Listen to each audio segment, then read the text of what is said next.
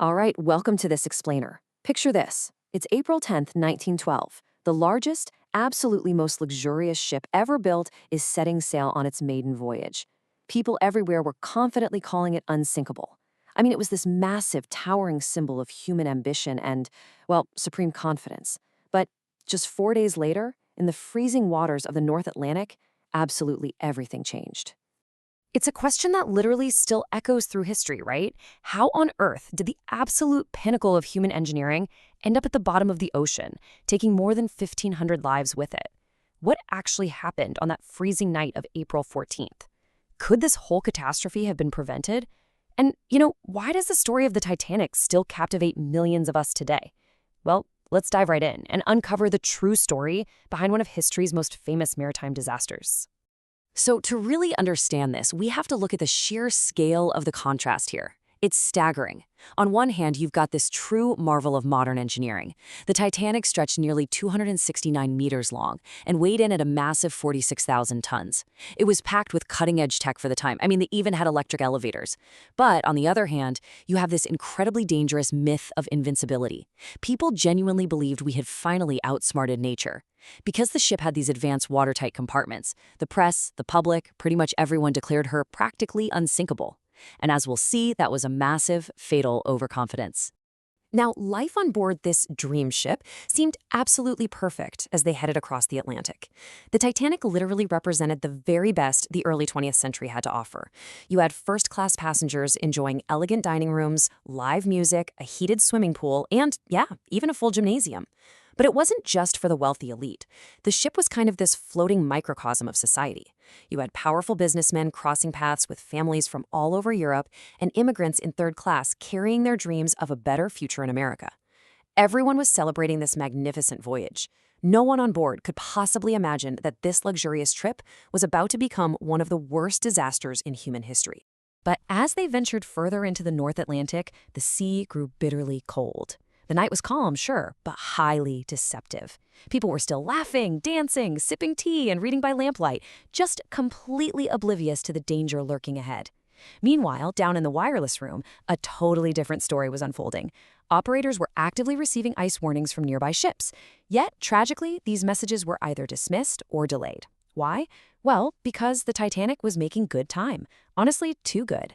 The intense pressure to arrive early in New York pushed them to keep their speed up, driving them faster and faster right into the heart of an ice field.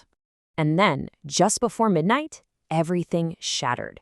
A lookout up in the crow's nest spotted something massive rising out of the pitch dark. It was an iceberg, lying dead ahead in the ship's path. The frantic call went out immediately. "Hard at starboard!" The crew scrambled to turn the vessel.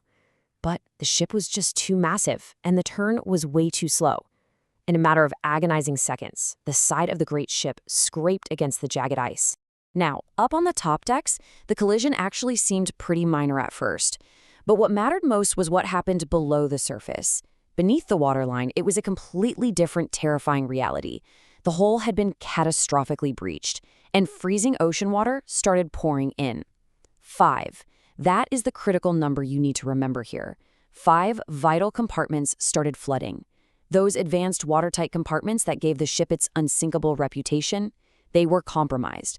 The unthinkable had suddenly become violently real. This ship could and would sink, and the world was simply not ready for it. As the water poured in, absolute confusion took over. Honestly, at first, very few passengers actually believed the danger was real. Crew members were trying to keep order, urging people to put on life jackets, but a lot of folks just brushed it off. And then the band began to play. Their music floated through the freezing air in this haunting, courageous attempt to keep everyone calm. Witnesses later recalled that the band kept playing almost to the very end, giving people courage in the darkest possible moment. But down lower in the ship, total panic. Water was violently rushing through the corridors, the floors were tilting, luggage was breaking loose, and families were being tragically separated in the chaos. So let's look at how this long night unfolded, leading right up to the breaking point. Following the collision just before midnight, lifeboats were swung out into the below-freezing temperatures. But as we know, there weren't nearly enough for everyone on board. Between the initial confusion and strict class barriers, many of those boats were launched half-empty. By early morning, the angle of the deck grew incredibly steep. Chairs and luggage were literally tumbling into the Black Sea. Some people jumped, desperate to escape, while others just stood silent, accepting their fate. And in those final moments, the ship's lights blinked out. Darkness completely swallowed the Titanic, and she slipped beneath the surface. 1,500, more than 1,500 lives were lost in that freezing water that night. After the immense ship vanished, there was just darkness and silence, broken only by the cries of those left in the water. It's a staggering, devastating number to even wrap your head around.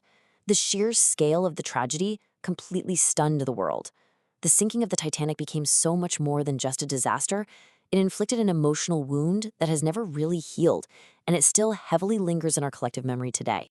Of course, in the days following the sinking, that global shock quickly turned into a fierce, angry demand for answers. People wanted to know, how could the world's most unsinkable ship go down so fast? Thorough investigations kicked off in both the United States and Britain, and their findings? They completely collapsed the myth of the unsinkable ship.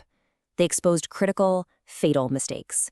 Crucial ice warnings had been ignored, there was a severe shortage of lifeboats, internal communication was a mess, and above all, there was just this fatal overconfidence in the ship's technology. But out of this unimaginable horror came a massive turning point in maritime history. The disaster forced major, permanent reforms to ensure something like this would never, ever happen again. New international agreements were hammered out specifically for saving lives at sea.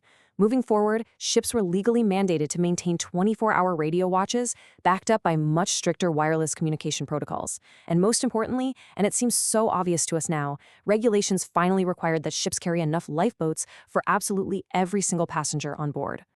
Beyond the physical regulations and the new maritime laws, the Titanic left us with a much deeper philosophical lesson. It is a powerful lesson in humility. It serves as this stark, enduring reminder that nature simply doesn't forgive arrogance.